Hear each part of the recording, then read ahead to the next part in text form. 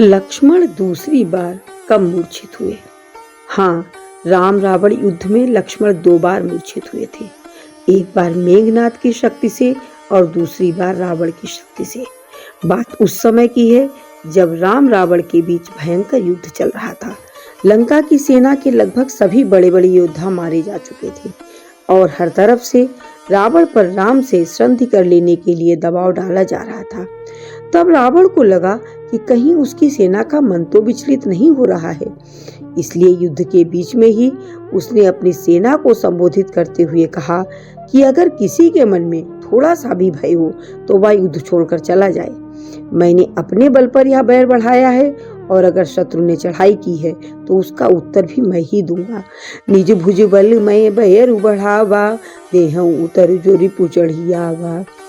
यह कहकर रावण युद्ध के लिए रथ पर बैठ गया और अपनी सेना से बोला, बोलो सब हर हर महादेव चढ़ जाओ दुश्मन के दल पर। बोलो सब हर हर महादेव चढ़ जाओ दुश्मन के दल पर। निज जन्म भूमि की आन वान कायम रखो अपने बल पर। फिर क्या था, शुरू हो गया भयंकर युद्ध। शस्त्रों पर शस्त्र खटकते थे, योद्धा पर योद्धा जुटते थे। शस्त्रों पर शस्त्र खटकते थे, योद्धा पर योद्धा जुटते थे। रणवा के अंगद हनुमान आगे बढ़ बढ़ कर लड़ते थे। रणवा के अंगद हनुमान आगे बढ़ बढ़ कर लड़ते थे। और फिर चले प्रभु श्री राम के कालवा। रघुकुल नायक के बाणों ने रघुकुल की शक्ति दिखाई दी। रघुकुल नायक के बाणों ने रघुकुल की शक्ति दिखाई दी।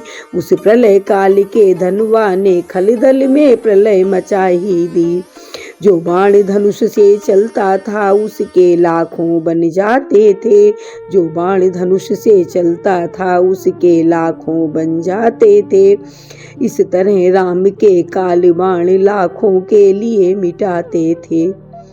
इस प्रकार 2 दिन तक भयंकर युद्ध होता रहा। श्री राम के बाणों से बेचैन होकर रावण की सेना युद्ध से भागने लगी। तब रावण क्रोध से धधकने लगा और उसने वह बाण लपलपाते छोड़े कपियों का साहस तोड़ दिया। वह बाण लपलपाते छोड़े कपियों का साहस तोड़ दिया। श्री राघवेंद्र के रथ को भी उत्तर की दिश मोड़ दिया। सुग्रीव नील नल अंगद आदि सबको पीड़ित अत्यंत किया। फिर शक्ति बाण द्वारा तुरंत लक्ष्मण को मूर्छावंत किया। रावण द्वारा चलाई गई शक्ति से लक्ष्मण जी मूर्छित हो गए, लेकिन यह शक्ति उतनी घातक नहीं थी जितनी मेघनाद द्वारा चलाई गई शक्ति थी। लक्ष्मण जी को मूर्छित देखकर प्रभु श्री राम ने कहा, हे भाई, तुम तो काल के भी भक्षक हो और देवताओं की रक्षा करने वाले हो, तुम इस तरह मूर्छित नहीं हो सकते। फिर प्रभु श्री राम अत्यंत दुखी होकर कहने लगे, भाई क्यों मूर्छावंत हुए हो, कुछ अपने बल को याद करो। वैरी है सम्मुख खड़ा हुआ, उठकर उसको बर्बाद करो। अब यहाँ सुषेण हकीम नहीं जो औषध तुम्हें बताएगा। हनुमत पर इतना समय कहाँ जो जीवन बूटी लाएगा। मैं तेरे बल पर लड़ता हूँ, क्या तू मुझको हरवाएगा। ओ बाके रघुकुल के क्षत्रिय, क्या कुल का नाम डुबाएगा।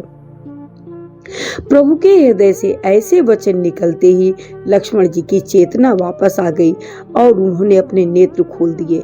इस प्रकार लक्ष्मण जी की मूर्छा दूर हो गई और वह शक्ति आसमान में चली गई। सुनत वचन उठी बैठे कृपाला, गई गगन सो सकति कराला। मूर्छा दूर होते ही लक्ष्मण जी ने अपना धनुष बाण मांगा और रावण की तरफ प्रचंड बाण छोड़ दिया, जिससे रावण का रथ टूट गया, सारथी मर गया और रावण भी मूर्छित हो गया। जगते ही सौमित्र ने मांगा निज को दंड, फिर निहार लंकेश को छोड़ा बाण प्रचंड। इस प्रकार रावण के द्वारा छोड़ी गई शक्ति पूरी तरह से निष्फल हो गई। सत्य ही कहा गया है कि जिसके सिर पर प्रभु श्री राम का हाथ है, कोई भी शक्ति उसे हानि नहीं पहुंचा सकती। जय श्री राम।